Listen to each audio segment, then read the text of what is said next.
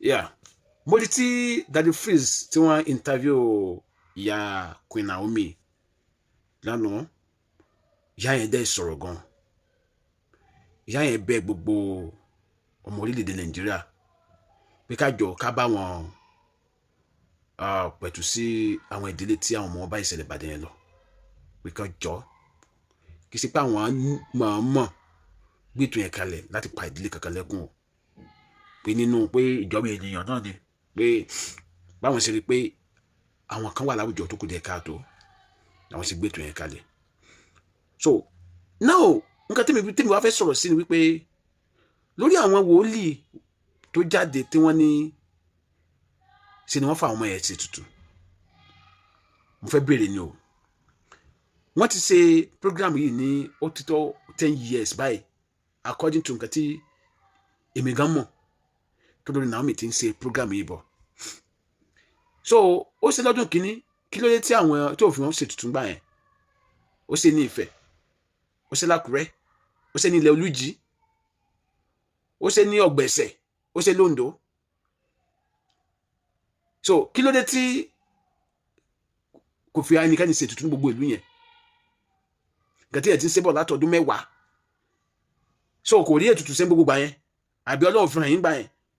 Ó wá di ọdún yìí sìn ẹnìkan tó ṣẹlẹ̀ wá ṣẹlẹ̀ ó fi wá ṣe tutù ni. Ìyẹn ti ń ṣe kàn láti over 10 years back or over 9 years rather or over 8 years. Ó dẹ̀ ń ṣe successfully. Nǹkan tó wá ṣẹlẹ̀ ẹ wá jáde ẹ̀ náà fi hàn yín pé ó fi ṣe tutù ni. Ẹ dá mi lóhùn. So because mi mọ àwọn ìránṣẹ́ Ọlọ́run wa lórílẹ̀-èdè Nàìjíríà mi mọ ibi tó ti ń gba ìran tọ́lọ́run fi hàn wọ́n. Mi mọ o. Bí bàbá Tibẹ̀ tán tó ní òrí náà ní it's not 2001 tó ní bàbá wa Bishop Oyedepo ọlọ́ta wọn máa papòdà ní ọdún yẹn. A máa dúpẹ́ o. Ọlọ́run máa jẹ́ kí ìmọ̀ ìran búburú yín kó jọ lórí bàbá Bishop Oyedepo. The same bàbá ìlú máa sọ pé Tinubu ò ní wọlé. Tinubu máa wọlé báyìí. Tinubu máa ti lò more than 2 years. The same bàbá ìlú ní club kan máa wọlé ńgbà yẹn. Ló ní club kan máa win ní ṣé World Cup àbí tí wọ́n máa win. Ẹ̀rí báyìí pé nǹkan dáadáa wọn àbí prophesize nǹkan dáadáa kó ṣẹ. Ṣùgbọ́n nǹkan burúkú Ọlọ́run máa ń fi hàn ẹ̀yin. Ọlọ́run fi hàn yín rí pé Nàìjíríà máa dá. Ọlọ́run fi hàn yín rí wípé a ní jìyà mọ́ ní Nàìjíríà.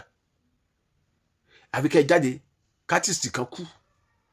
Kẹ́ni Ọlọ́run ti fi hàn yín pé ìjì máa jà nínú ìdí kí máa jà mi kàn fẹ́ sọ̀rọ̀ òdì sí yín ni. Gbà mí tí máa ń wo fídíò yẹn tẹ́ bá ń sọ̀rọ̀ sí àwọn tíátà bá ti kú bẹ́ẹ̀ sì máa ń sọ pé Ọlọ́run ti sọ fún yín Ọlọ́run ti sọ fún yín pé ó máa ṣẹlẹ̀ àmọ́ wò pé sábìyà máa dẹ̀ bàbá ẹ̀ báyìí sá. Àfi bẹ́ẹ̀ ni pàwọn náà lọ church ẹ wá ń fi nǹkan burúkú yẹn gan. Àwọn fẹ́ wòlíì tí inú ẹ̀ máa dùn sí káyé èèyàn máa dá ni kì í ṣe wòlíì tí inú ẹ̀ máa dùn sí nǹkan burúkú. Torí inú Ọlọ́run gan kì í dùn sí nǹkan burúkú. Inú Ọlọ́run máa ń dùn pé Ọlọ́run sọ pé ẹ máa bí sí ẹ máa rẹ̀ sí ẹ máa ṣe kíni ẹ máa gbá yín that is ká máa enjoy on lórí ilẹ̀. So inú Ọlọ́run gan Bíbélì sọ pé oníṣẹ́ kì í fẹ́ kí iṣẹ́ ọwọ́ ẹ̀ kó ṣe kíni kó bàjẹ́. So inú Ọlọ́run gan kì í dùn sí kéèyàn máa ní ìdààmú kéèyàn máa ní wàhálà. Ọlọ́run fẹ́ ká ó dá wa pé ká máa gbádùn ká wà lálàáfíà ká wà nínú ìfọ̀kànbalẹ̀ ká wà nínú ìrọ̀rùn ni. Ṣùgbọ́n ẹ̀yin máa wá síta tí nǹkan púpọ̀ ti ṣẹlẹ̀ ẹ máa fi ṣèyàn ga. Ṣé rí wòlíì tó bá ti rí ìran tó rí solution sí Ọlọ́run kọ́ ló ń fi ràn yẹn hàn. Àwọn tó ń fomi náà parun wẹjú ló pọ̀ jù nínú wọn.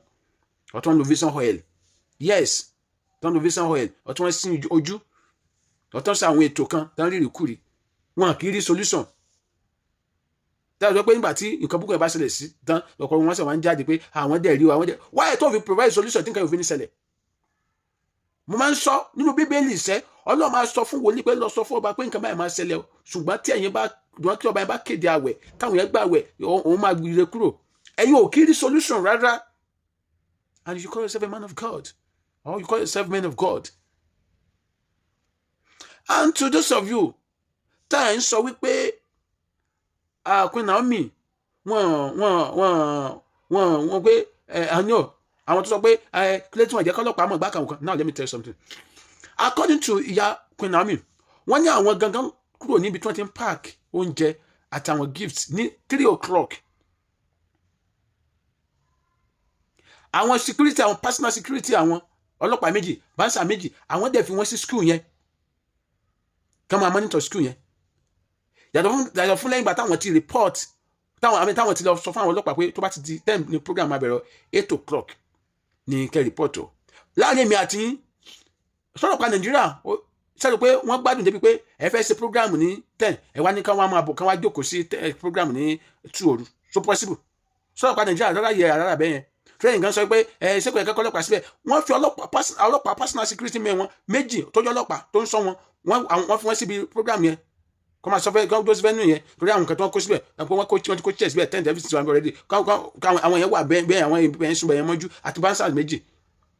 So wọ́n gbà tí èrò yẹn pa àwọn pípọ̀ lè control èrò yẹn wọ́n lè dá nìkan control èrò yẹn nígbà tí Queen Naomi dẹ̀ gbọ́ wípé ọ̀rọ̀ ṣẹlẹ̀ ní something around 6 ó lọ police station ó dẹ̀ lọ report kí lẹ tún fẹ́ kó ṣe ìgbà yẹn kan jáde yín ká tẹ́ǹtì then sọ pé kò security síbẹ̀ tó ní kò sí kí ní nǹkan bá kan òkan bẹ́ẹ̀ ni pé nìkan ló wà nílùú òyìnbó for almost 10 years now ó ṣe nífẹ̀ẹ́ ó ṣe lákùrẹ́